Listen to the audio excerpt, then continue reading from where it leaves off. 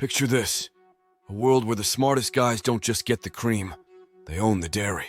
That's the world according to Ayn Rand, a dame who didn't just play the game, she rewrote the rules. I learned a thing or two from her about getting ahead, and if you stick with me for the next few minutes, you'll learn how to leave the 99% eating your dust. This ain't just about getting ahead. It's about rewriting the stars, how to get ahead of 99% of people. You've been told that looking out for number one is a sin? Let me set you straight. In Rand's world, self-interest ain't just good, it's gold.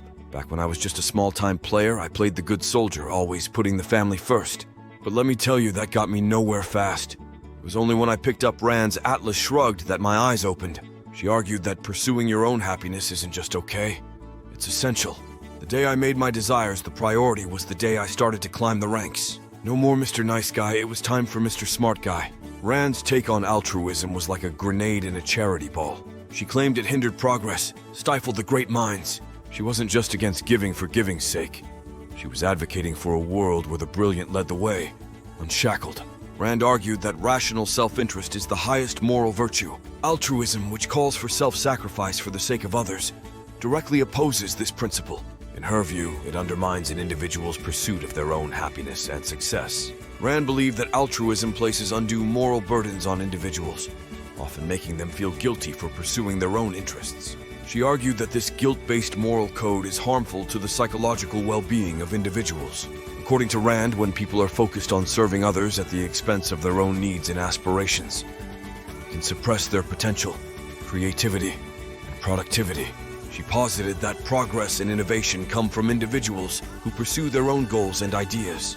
Rand also suggested that altruism fosters a culture of dependency among those who are consistently on the receiving end of self-sacrifice. She believed this undermines the independence and self-responsibility of both the giver and receiver. In Rand's view, altruism distorts the nature of human interactions, turning them into transactions of sacrifice rather than mutual benefit.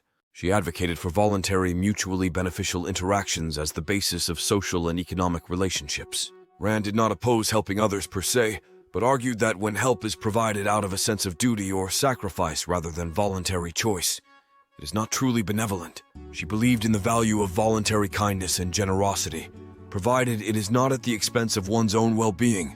Ever seen a big shot make a move based on a hunch? Neither have I. Let's talk about why thinking is your best weapon. I remember this one deal. It was all heart, no head. Could have ended me, but Rand's words rang in my ears. The virtue of rationality.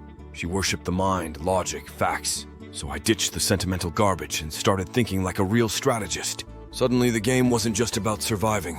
It was about dominating. I was playing in a league of my own, making moves that baffled the others. Rand was all about living in the real world, not some fantasy land. For her, reality was absolute, and the only way to navigate it was through cold, hard logic. She didn't buy into luck, destiny, or any of that fairy tale nonsense. Thinking, especially rational thinking, is the means through which we interpret and understand the world. It allows us to process information, make sense of experiences, and draw conclusions based on evidence and logic. This rational approach is seen as the foundation for making sound decisions and navigating life effectively. Thinking is the cornerstone of problem-solving and innovation. Creative and critical thinking skills enable individuals to approach challenges in new ways, find solutions to complex problems, and drive progress in various fields. This kind of intellectual engagement is what has led to many of the world's most significant discoveries and inventions. Through thinking, individuals empower themselves with knowledge and understanding.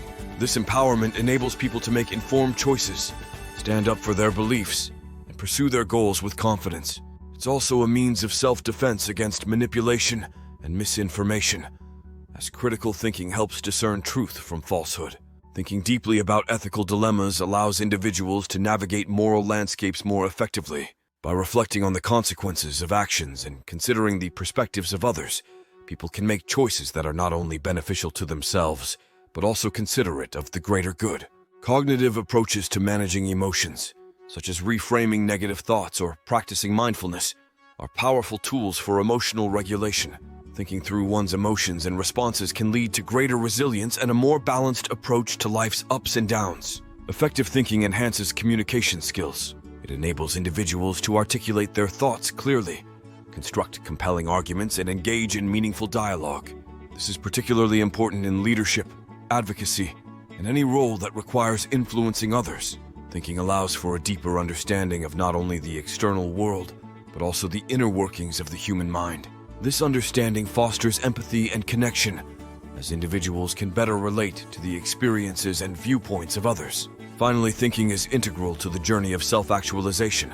It involves self-reflection, understanding one's desires and fears, and aligning actions with personal values and goals. This introspective thinking is key to personal growth and fulfillment. Ever feel like you're playing by someone else's rules? Time to write your own playbook.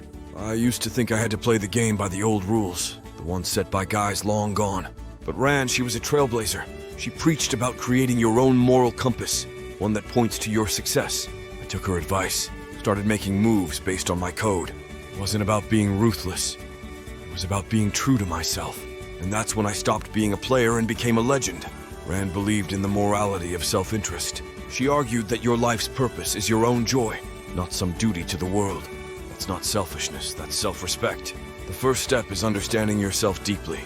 Your strengths, weaknesses, values, passions, and ambitions. This self-awareness is crucial as it forms the basis of your personal playbook. Reflect on what success means to you, not just in the societal sense, but in a deeply personal one. Once you have a good grasp of who you are and what you want, the next step is to set clear, achievable goals. These goals should be specific, measurable, attainable, relevant, and time-bound. Smart. They should reflect your personal aspirations and not just what others expect of you. With goals in place, develop strategies on how to achieve them. This involves planning, researching, and figuring out the steps you need to take. It's about creating a roadmap that guides your actions and decisions. Embrace the idea that your abilities and intelligence can be developed. A growth mindset encourages resilience, a willingness to learn from failures, and a commitment to continuous improvement. All critical elements in writing and following your own playbook. Use your thinking skills to make decisions that align with your goals and values. This means evaluating options, considering potential outcomes, and not being afraid to make unconventional choices. Recognize that life is unpredictable. Be prepared to adapt your playbook as circumstances change. Flexibility and the ability to pivot are essential in navigating both personal and professional challenges. Surround yourself with people who support and inspire you. This network can include mentors, peers, friends, and family.